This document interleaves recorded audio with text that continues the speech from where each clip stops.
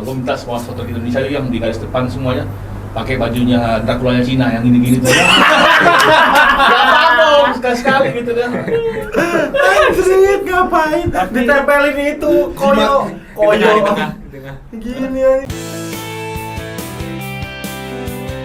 Selamat datang kembali di Koprol Bola, ngobrolin bola sambil ngopi. Kopi dulu guys sebelum kita ini. Ngopi. Ngopi. Ngomongnya ya. Habis. Ya, gimmick boy. Nanti malam Indonesia akan bersua melawan timnas Cina. Aroma balas dendam tentunya harus dilaksanakan. Kalau tidak, peluang untuk lolos otomatis atau ke ronde keempat akan semakin tipis. Sebelumnya gua bacakan klasemen dulu. Di posisi pertama itu Jepang dengan 20 poin, Australia 13 poin, Arab 10 poin, Indonesia 9 poin, Bahrain 6 poin, dan Cina 6 poin. Tentunya Kluivert dalam ancaman dan ada yang dalam ancaman lagi. Siapa ya kira-kira ya? Akan kita bahas bersama rekan-rekan gua kalau lagi diskusi bola. Ada Palano. Masa? Halo dulu, Pak. Hola. Komusta? Ada Kenza. Halo. Topinya baru tuh, Ken. Yoi, habis gajian. Palano senyumnya lebar banget kayak Bang Gaji. Karena nanya, karena mau check out. Oke. Gian. Topinya minjem kalau Gian ini. Ada Pak Ferry Kodrat. Assalamualaikum warahmatullahi. Waalaikumsalam. Kayaknya kacamatanya baru ya? Udah lama. Oh lah, baru merhatiin. Aduh, kasihan deh. Dan ini Men in Black. Dato dari Malaysia, Habib. Ya, Men in Black. Oke, langsung nih khusus nih kalau yang kontroversial gue langsung ke Palano aja nih. Pak. Apaan? Langsung. Ya belum, langsung pertanyaan khusus ke Palano nih. Kalau Indonesia kalah lawan Cina, posisi Kluivert dan teman-temannya gimana, Pak?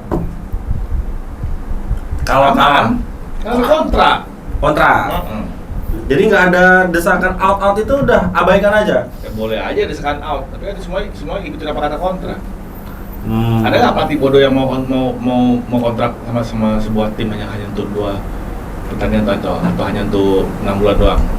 Mikir dong, rugi dong. Yang bener aja. Kalau dari sisi pelatih aman, kata Palano. Oke, kita balik ke Pak Ferry dulu. Sisi ya. Administrasi hukum. Oke, Pak Ferry. Kalau kalah lawan Cina, katanya ini pergantian pelatih di tengah perjuangan ini kan perjudian besar ya. Oke. Apakah ketum kita akan di posisi yang tidak aman dan ada desakan mundur, Pak? Kan ada istilah impeachment. Ya. Ada istilah impeachment dari meskipun kontrak, ketika desakan dari masyarakat Indonesia supaya Kluivert dipecat, why not? Ya kan, artinya gagal nih, ya kan? Nah, pasti buntutnya akan jadi gunung es nih. Pemecatan Kluivert, kenapa dulu miliki Kluivert? Di saat Indonesia sedang bagus-bagusnya di tangan Sintayong, tiba-tiba Kluivert diganti, Kluivert masuk, ya kan? Itu kan bisa jadi artinya kembali lagi ke persoalan sebelumnya, ya kan? Sintayong dipecat saat timnas posisi bagus, tiba-tiba ada Kluivert, ternyata gagal Kluivert membawa Indonesia ke putaran keempat. Sebenarnya ini udah cita-cita dari PSSI yang dipimpin oleh Erick Thohir, ya kan?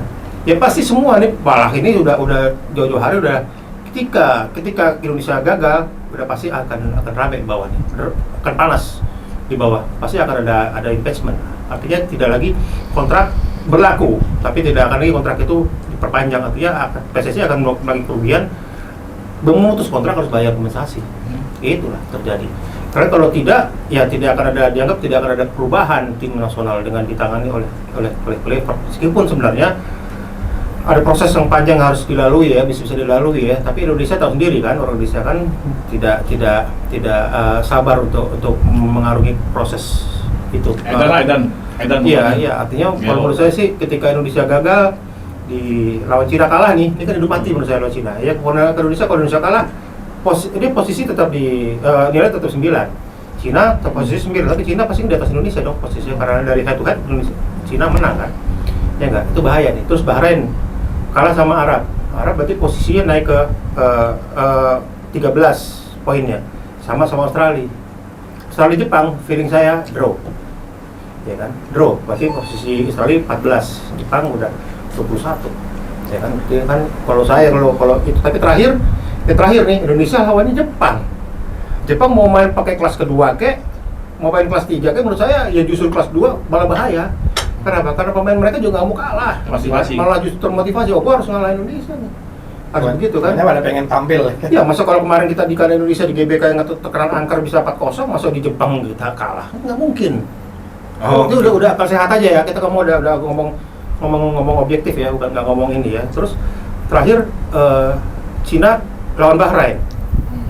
Cina mukul Bahrain 1-0 di kandang Bahrain. Waktu itu Bahrain ada kartu merah lagi. Udah kalah 1-0 sama Cina, kartu merah.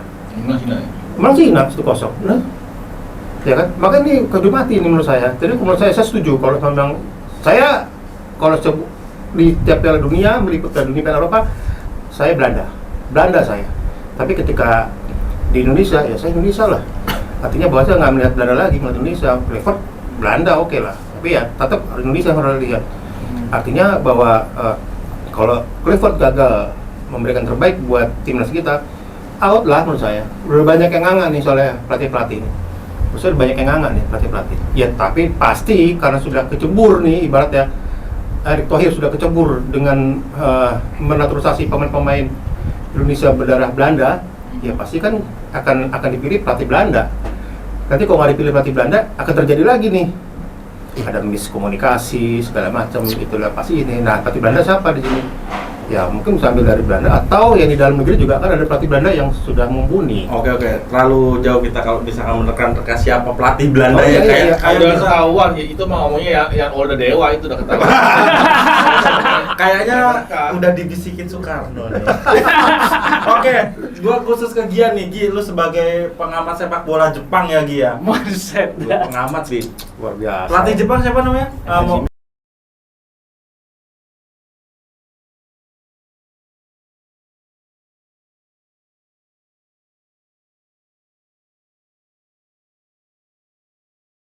Indonesia atau Jepang bisa kepleset lawan Australia?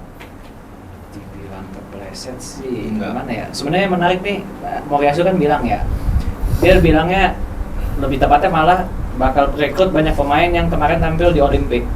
Dan itu beneran terjadi kan, ada beberapa pemain under 23 yang kemarin main di AFC U23 sama Olimpik itu dipanggil, bahkan ada 7 atau 8 pemain baru yang dipanggil untuk timnas Jepang. Satunya bahkan masih berusia 17 atau 18 tahun kalau nggak salah ya. Kemarin main yang waktu main di timnas U17 Piala Asia 2023. Jadi sekarang main di timnas senior. Luar biasa, dan beberapa pemain intinya sebenarnya juga masih ada gitu loh, kayak Endo, Kamada, sama Minamino. Kubo nggak Minamino nggak dipanggil, Kubo, Machida itu semua kan masih ada ya. Jadi kalau dibilang apakah bakal kepleset sih ya nggak juga ya, mungkin lebih tepatnya mungkin ada beberapa penyesuaian baru nih dari Jepang, pakai beberapa pemain muda baru yang dipanggil pun juga bukan kelas J-League, macam kayak si pemain Sparta Rotterdam itu baru dipanggil, Yu Hirakawa main di Bristol City. Itu siapa? Tahu dia. Terus si Data ini. Kai Susano main di Mainz, Kode Sano main di NEC Nijmegen, itu kan pemain-pemain kelas Eropa semua gitu loh. Dan jadi ya kalau untuk penyesuaian sih harusnya mereka lebih cepat, tapi mereka nggak punya cap saja. Tapi secara kualitas mereka masih bisa kalau diadu lawan Australia tuh, bahkan Indonesia juga. Jadi kalau menurut gua malah Jepang sebenarnya bisa aja menang lawan Australia nih. Gila-gilanya ya, gila-gilanya sebenarnya bisa kalau kombinasi pemain utama dan pemain cadangan ini bisa padu di laga itu. Ini yang kita bisa menata bahwa mana tim yang sudah mapan, mana yang tidak mapan.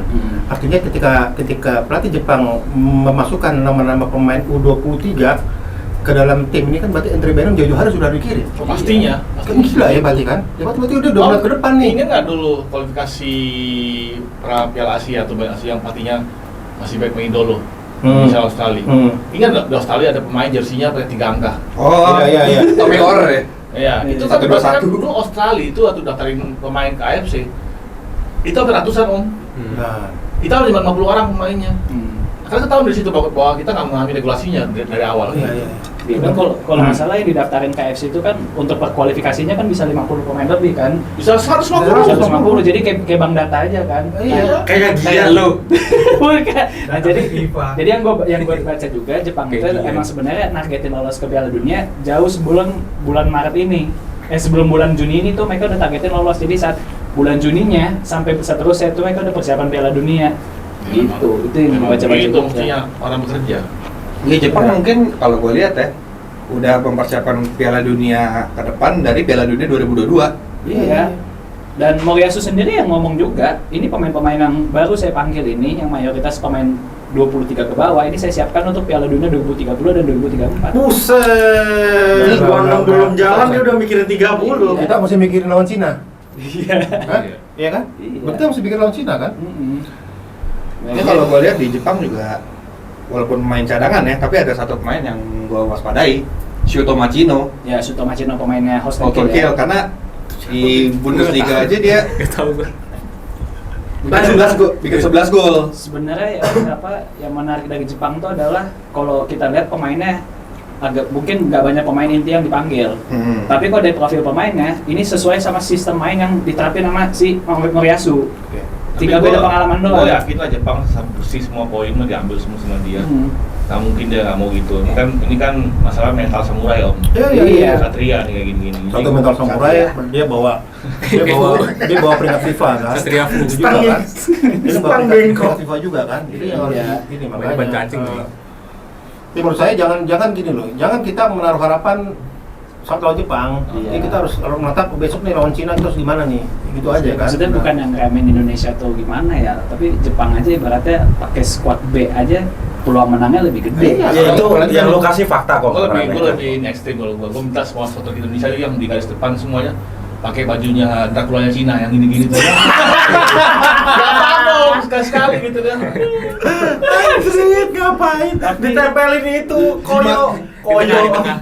Gini ya. Enggak kan semuanya ada hantu ini, nggak bisa bergerak dia kan, bingung dia bergeraknya gitu. Enggak, sementara waktu di Cina kita pakai ada spanduk Garuda kan disuruh turun diminta turun kan, itu kan sama foto Cina kan. Betul. Nah ini akan terjadi juga akan ini juga nih. Tapi kalau dari penjelasan yang gini emang bener level sepak bola Indonesia sama Jepang tuh Jauh. 1/10. Itu Soalnya pasti ini dibahas lah kalau pas itu. AFF kita kan pakai U23. AFF ya. Enggak AFF yang kata di kemarin. Yang di Solo. Oh, Tapi iya, ini Moriyasu. iya, Cuman iya, ya iya. hasilnya oke. Ya TTA aja lah yang Sekarang- tahu aja lah. Ya tapi kan U23-nya kan Jepang main di luar semua. Iya. Nah kita juga di luar Pak. Di luar kotanya masing-masing. Jepang ini udah di posisi di mana mereka mau ngambil pemain dengan profil sama tapi kuantitasnya ada lebih dari 2 itu udah bisa banget. Oke. Lu sekarang lawan Endo, kalau Endo kagak main, ada Sano yang lebih jago, yang lebih gila lagi deh. Sano lagi balik. Anjir. Oke, kita udah terlalu jauh nih bahas. Gue seneng kalau bahas Jepang soalnya. Kira-kira Gua seneng banget. jalannya pertandingan Indonesia lawan Cina nih seperti apa, Bib? Main di GBK lo nih. Ya menurut gua jalannya pertandingan mungkin awal-awal pelatih Calvert akan kasih instruksi langsung nyerang ya, karena main di kandang pastinya ada motivasi lebih lah. Tapi kan semakin hari gua lihat semakin menggila nih supporter Indonesia. Lalu yang kedua kita butuh banget poin, yang dimana jangan banyakkan ini lah, membawa waktu lah. Kalau bisa langsung cetak gol aja di 10 menit pertama tuh, kalau bisa lebih bagus. Yang ketiga, ya gua rasa kita harus antisipasi counter attack dari Cina nih, karena kan belajar dari pertemuan pertama counter attack Cina cukup efektif ya. Ya meskipun pada saat itu memang komposisi pemainnya menurut gua kurang oke lah yang diturunin kan, banyak pemain yang menurut gua nggak memenuhi ekspektasi. Tapi gua rasa di pertandingan nanti udah jauh lebih siap, apalagi ada training center di Bali juga udah lumayan lama lah, udah cukup panjang durasinya. Jadi gua rasa akan langsung tampil menyerang dan ya seenggaknya di babak pertama bisa 2 gol lah kita bikin. 2 gol. 2 gol. 2 gol Cinanya 3. Ya jangan. Kalau kayak gitu kan Full time. rungsing. Oke, mungkin bisa 5-0 lah kayak Vino CL. Oke, Clifford ngomong pas TC di Bali, mereka kan persiapan taktikal dan segala macam, dan TC di Jakarta yang kemarin mempersiapkan strategi untuk servis. Apakah servis timnas Indonesia seburuk itu sampai dipersiapkan? Iya. Enggak, kalau gue bukan buruk, ini antisipasi kalau misalnya mentok di open play, mereka punya jalan keluar 2, yaitu melalui servis. Soalnya servis yang kita tahu kan cuma long throw ya. Iya, itu dia makanya kayak corner juga kurang maksimal, free kick juga kurang, jadi ya Ya menurut gua sangat wajar kalau Kluivert menekankan ke set piece. Iya. Tapi kita kalau set piece defending corner oke loh. Defending oke. Tapi attackingnya yang Itu. Kan intinya bikin gol Gian, bukan nahan gol, intinya bikin gol yang banyak. Kasih paham Pak, kasih paham Gian ini. Jadi kan sekarang gimana caranya tapi sudah bisa maksimal gitu. Selama ini kan ngendalin umpan crossing lebar dalamnya Arhan Superman itulah. Arho. Superman. Oh yang mau katanya disiapin jadi itu ya. Aduh. Calon. Jadi ada kayaknya di Blora dibikin monumen baru tuh gini. Kayak gini ya. Oh enggak begitu dong. Baju. Pakai handuk, jangan yang baju dong. Itu di Padang. Oh gitu. Oke, apa ya? Kan seperti starting 11 udah kita bahas di minggu kemarin, di Selasa kemarin ya. Kiper udah dipastikan Emil. Yo. Hernando lah. Kalau pilihan Koprol, Emil Audero, backnya Ferrari. Izes, terus Rido sama Hafnar, terus kanan Dik sama Verdong, tengahnya Pelupesi Kambuaya, Kambuaya. versi Koprolnya, terus juga Egi Yakob plus Ole Romani. Oke, dari 11 itu menurut kalian? Gue mau koreksi dong, gue nggak mau Dix ya, gue maunya Yance di kanan. Kita kan jajak pendapat, Udah Pak. vote, udah Kita vote. demokrasi Pak ya. Versi Koprol. Nggak Saya bisa juga mau gugat ya. Sayuri Brothers yang di depan. Bapak kalah demokrasi 16%. Oke, siap. Oke, menurut teman-teman semua nih, ini nggak versi Koprol, ini versi pribadi teman-teman deh. Pemain kuncinya siapa menurut lu, Bib? Satu pemain berarti ya. Ya. Bagi gua pemain kuncinya Ole Romani sih. Karena mau bagaimanapun dia salah satu striker terbaik setelah sekian lama Indonesia nggak punya. Dan udah terbukti kan, 2 match 2 gol. Oke. Udah tuh Ole Romani dia. Oke, Pak Ferry, biar cari pemain dulu siapa, kita ke Palano dulu. Lagi ngerokok tuh biasanya nyari-nyari ini, inovasi. Ide. Oh nyari waksit. Nyari wangsit. Palano kayaknya udah dibisikin Soekarno. Siapa Pak, pemain kuncinya, Pak? Hafnar. Kenapa tuh, Pak? Dia main pasti kita dengan mutu. Kayak merek beras. Ini mutu kualitas atau mutu Kayak asli nih? kayak tagline beras ini, beras Ramos. Enggak ya, gini, kan gue pengadut bola Italia ya. Betul. Kan, numero uno Cappuccino. Hafnar nomor 23 masalahnya, bukan nomor. Pakai bahasa Itali dong, Pak. 23. berarti kan gue paling penting adalah pertahanan dulu di pasar di masterin lah. Dari gue nggak ada backside. Bener tuh udah paling kayak Chiellini lah. Chiellini. Berarti ntar semoga aja di pemain Cina nggak ada yang kayak Suarez ya. Izin bahaya. Ken, kalau lu siapa? Kambuaya. Kambuaya. Karena gua rasa nanti tuh yang bakal bakal penting banget itu di lini tengah, dan kita tahu Tom Haye agak susah diandalkan untuk main 90 menit. Jadi baik sebagai starter atau super sub, Kambuaya bakal bisa memberikan dampaknya ke atas lapangan. Lu siapa Gi? Bang Jai. Klimis dulu dong rambutnya dong. Bukan dong. Gua make lah. Make. Enggak make Indomie dong. Siapa Gi? Bang Jai. Kenapa? Bang Jai. Ya, dia leader di lini belakang. Salah satu pemain paling berpengalaman di level Eropa juga. Dia terbukti juga selama menjadi kapten timnas bisa memimpin dan juga mengkomandoi rekan-rekannya. Jadi nggak ada alasan lain sih kalau gue. Tapi ada isu katanya Bang Jai, ban kapten mau dicopot. Kenapa tuh? Ah, Gue suka baca berita ada tuh. Oh iya, ganti siapa? Nah, itu cuman mau dicopot doang. Apakah Asnawi bermain di maksudnya kanan? dicopot kelar pertandingan. Oh, kelar pertandingan. Pertandingan copot kelar udah. Siapa tuh ditato sama dia. Pengen nato mulu pikirannya. Oke, Pak Ferry sudah menemukan, Pak? Verdong. Kenapa tuh, Pak? Konsisten. Iya konsisten, karena Verdong nanti akan lebih banyak. Lihat aja nanti Verdong akan ngasih asis banyak. Artinya bahwa Indonesia dia bisa bertahan kuat dan dia bisa menyerang, bisa ngasih asis. Tidak bisa gol mungkin ya, tapi asis akan lebih. Kalau lu siapa? Kalau dimainkan gue Egy Maulana Fikri. Kalau enggak Sama kayak lu, Kambuaya. Kambuaya. Kalau starter lagi. Kalau enggak, tulis di kolom komentar teman-teman. Siapa pemain kunci kita untuk pertandingan melawan Cina, dan kita doakan semoga nanti malam Tapi gue capek kan Tom Haye ini selalu nggak pernah mainnya full. Kenapa ya dia? Ya, dia capek Pak main di lapangan mulu. Jadi istirahat. Masa mainnya di kubangan ya main di lapangan kan? Pas hujan tuh. Dia terlalu capek menggendong nggak timnas carry. kan Elma City. Kayak AKRB ya, nggak mau dipanggil timnas. mestinya dengan sekarang misalkan panjang, mestinya Verdong bisa Verdong lagi apa? Haye. Tom Haye ini bisa mainnya lebih lama dong di iklim tropis Indonesia ya. Kalau alasannya itu terus kan. Ya. Kan tiap game selalu apa? Ya, ganti. Udah rebus banget kan dia gitu. Mungkin dia fokus ke podcast, Pak. Hah? Fokus ke podcast Oh mungkin. iya. The Hayway. Malah nggak usah promoin podcast orang. Aduh.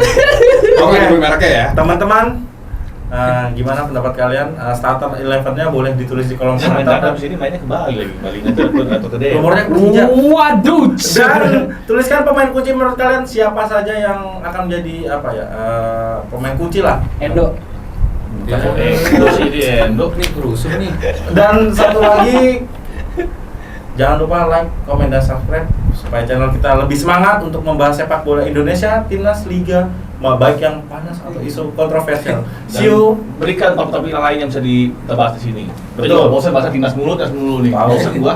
Sampai jumpa di episode selanjutnya. Dadah. Dadah. Tuh.